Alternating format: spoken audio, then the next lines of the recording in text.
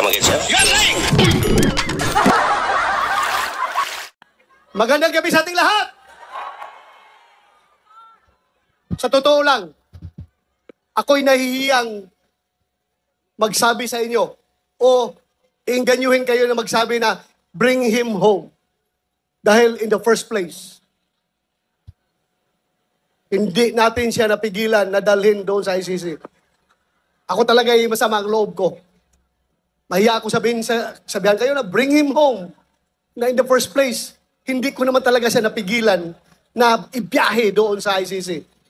Kaya napakasama ang loob ko po. Nung nangyari yon, hindi ko alam kung anong naramdaman ko. Para bang ganito na tayo ngayon, ka-helpless.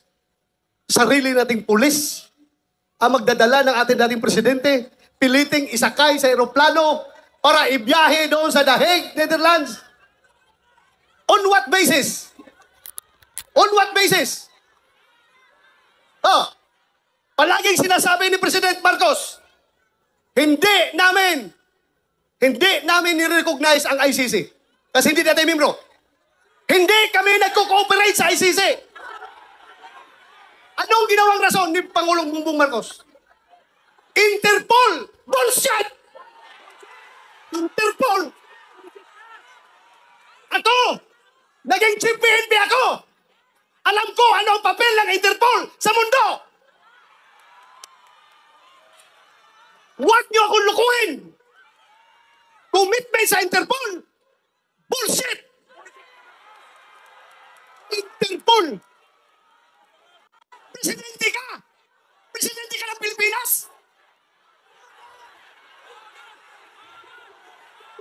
Presidente ka ng Pilipinas!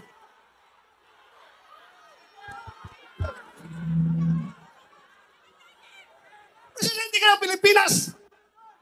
Magpapreserve ka sa Interpol? Ha? Pero lumalabas, mas gigil, mas atat na atat sila kaysa Interpol, kaysa ICC. Atat na atat sila na ibiyahe si Pangulong Duterte. Bakit? Di ba katungkulan na ating gobyerno ayon sa ating konstitusyon to protect, to serve and protect the Filipino people? Sino siniservisyohan niya? Yung mga dayuhan, hindi ang Filipino people. Kasi ang Filipino people, yun ang pinadala niya doon sa dahig. Alam nyo, habang kinakarga sa aeroplano, nag-struggle sila doon. Wala na ko ibang magawa. Dahil nandoon ako sa Davao, kinu-coordinate ko yung ating yung petisyon na ginagawa natin na hindi nakahabol. Hindi ako sumama sa Hong Kong dahil sa gabi na yon, alas 3 sa madaling araw dapat, ang biyahe ko papuntang Hong Kong. Pero merong nag-leak sa akin na impormasyon. Hindi pa rin tulog ang Diyos. Nagsabi na, sabihan sila na may warrant na si President Duterte at si Bato. Uhulihin sila pagbalik nila dito, galing sa Hong Kong. So tinawagan ko si Bingbong Villaldia. Sabi ko, sir, meron ng warrant. Hindi na ko hahabol dyan. Asikasuhin ko na lang yung petition natin dito. Petition for certiorari and prohibition. Kinordinate ko yung ating mga abogado. Sila tornitor yun. Pero nung kinarga na siya, wala na ako. Ano bang gagawin ko? Alam yung nagawa ko? Naghanap ako ng tao na kakilala yung piloto ng eroplano. Pinasabihan ko yung piloto, sabihan mo, pag gawin niya yan, ibiyahin na si Pangulong Duterte. He will go down in history as the pilot na naghatid sa pinakamabait, pinakamahal na Pangulo doon sa dahig. Sabi ko, merong nagko-communicate sa amin dalawa. Sabihan mo, pagdalahin niya si Pangulong Duterte doon, mananagot siya sa taong bayan. Mananagot siya.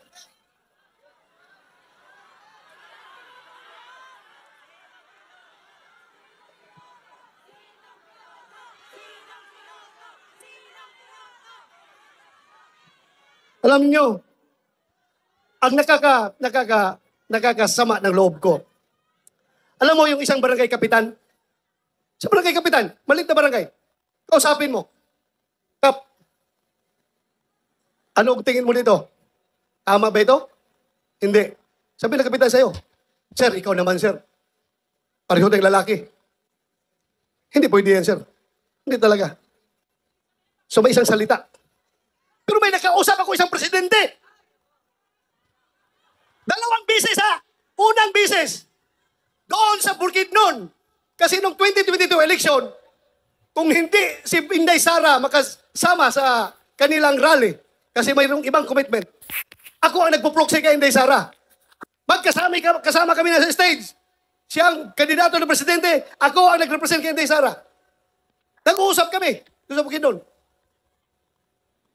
Alam mo, sabi sa akin, hindi siya papayag na makialam ang ICC sa ating bansa. Hindi ba siya presidente noon? Hindi ba presidente? Pangalawang bisis, presidente na siya. Doon sa Malacanang, inibitahan niya kami. Tinanong ko siya, ano ba itong stand nyo, Mr. President? Pabago-bago. Iba yung sinasabi mo, tapos yung mga tao mo, iba ang sinasabi. Ano ba talaga? Mabuti yung lalaki sa lalaki, sir. Sabi ko, lalaki sa lalaki, sir. Prangkahin mo ako. Para I know what to do. Please, prangkahin mo ako.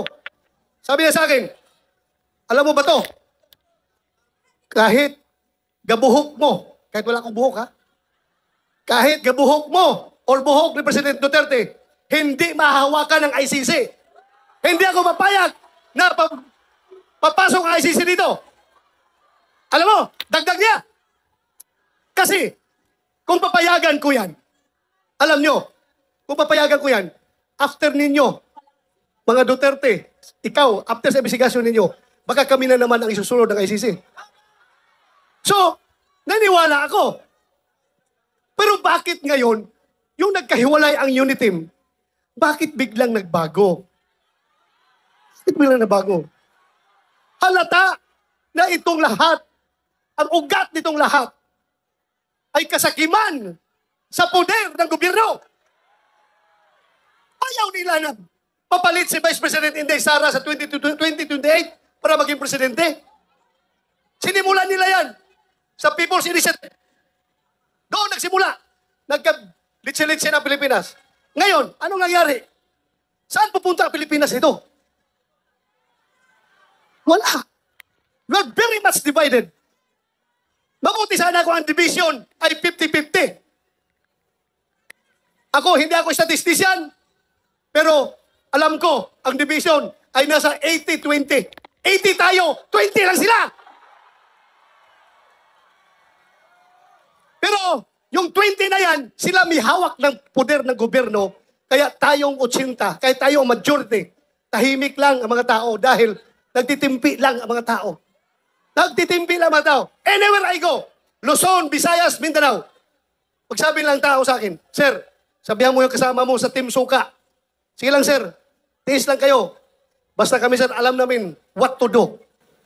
Alam niyo, kung walang nangyaring tukhang, kung hindi nagpatupad ng drug war o drug war kuno, etong administrasyong Duterte, at kung hindi nagkaroon ng EJK, at kung hindi nagkaroon ng 30,000 na naging biktima ng tukhang at ng EJK, wala naman po lahat ito eh.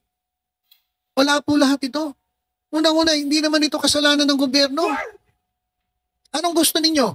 Pagtakpan kayo ng gobyerno sa ginawa ninyo? Ganun ba gusto ninyo? Ang lumapit po dyan po sa ICC ay yung mga pamilya ng biktima ng EJK. Hindi naman po lumapit ang gobyerno o si Marcos o sino man sa mga tauhan ni Marcos o kapamilya ni Marcos ang lumapit sa ICC. Hindi naman sila eh.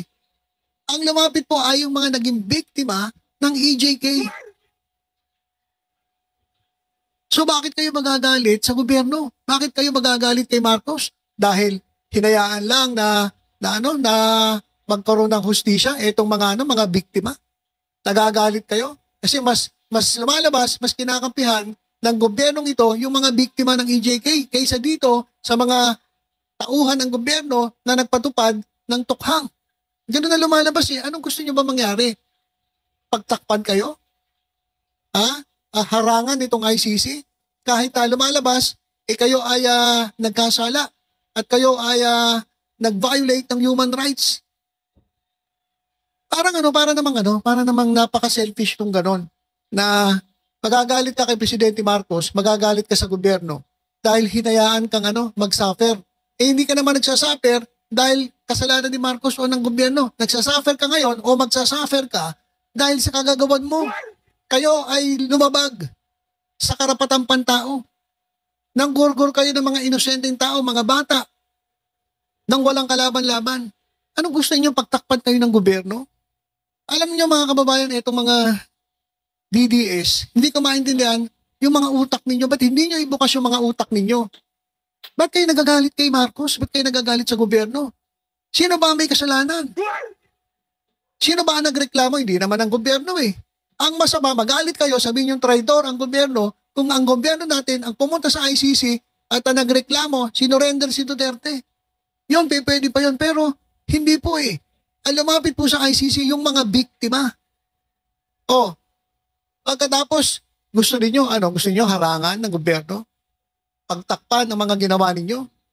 Simple lang naman eh. Ganito lang. Kung wala kayong kasalanan, kung talagang kayo ay hindi guilty, kung kayo ay inosente doon sa ibinibintang sa inyo, bakit kayo matatakot humarap sa ICC? Tanong ko lang. Mas maganda nga yan eh. Once and for all, matapos na. Harapin ninyo. Patunayan ninyo sa ICC na mali ang binibintang sa inyo. Kapag napatunayan nyo, idilaya kayo, vindicated kayo. Parang si Leila de Lima lang yan eh. Si former Senator Leila de Lima, pinagbintangan ng kung ano-ano mga kaso. Anong ginawa niya? Nagtago ba? Nagalit ba? Hindi. Siya po ay nagpakulong. Nakulong po si former Senator Leila de Lima ng ilang taon. Pero lumabas mga kababayan, siya po ay inosente. Gawa-gawa lang yung bintang. Gawa-gawa yung kaso. Gawa-gawa yung ebidensya. Tanim ebidensya nga eh. Ngayon, vindicated si Leila de Lima. Ngayon, bumaliktad ang mundo, mga kababayan, bumaliktad. Si Duterte ngayon ang nasa pwesto dati ni de Lima. Siya ngayon yung nakakulong. O, patunayan ninyo ngayon na wala kayong kasalanan. Diba? Nakita niyo naman yung ICC, yung kanilang due process. Binigyan siya ng karapatang magsalita, manahimik, counsel. Kasi itong mga DDS, gusto agad-agad eh. Eh di ba naman yung agad-agad? Gusto nyo, pag-request niyo ibibigay agad, syempre pag-aaralan pa yan. Kasi nasanay itong mga to na kung anong gusto nila gawin, ayun ang mangyayari. Eh hindi nga ganun eh. Kasi masyado kayong mga entitled masyado. Anong gusto nila, yun ang gusto nilang masunod. Eh nasa ibang bansa na po yan, iba na po yan, international na po yan. So, binibigyan kayo ng karapatang mag-file ng mga petition. Diba? Hindi naman kayo pinagbawalan. Ang masama kung pinagbawalan kayo. Eh, hindi naman eh. Kaso maghintay kayo ng tugon ng korte. Kasi gusto nyo agad-agad. Impeachment nga ni Sara Duterte dito eh. Sinabi sa nakasulat agad-agad, forthwith. O pero pinakikinggan ba? Hindi. Kasi iba yung interpretasyon ni Chis Escudero. So yun mga kababayan, ba't kayo nagagalit sa gobyerno? Eh kapag kayo pinagtakpan ng gobyerno, ang magagalit naman sa gobyerno ay itong taong bayan. Di ba? Bakit yung pagtatakpan si Duterte? Eh may siyang asunto. Harapin niya yung asunto. Bakit haharangan mo? So si Presidente Bongbong Marcos ipit eh. So, it's either ibigay niya si Duterte or hindi. Kapag binigay niya, ito po ang epekto. Magsisisigaw si Bato de la Rosa. At kung hindi niya ibinigay, mas lalong matindi ang galit ng taong bayan.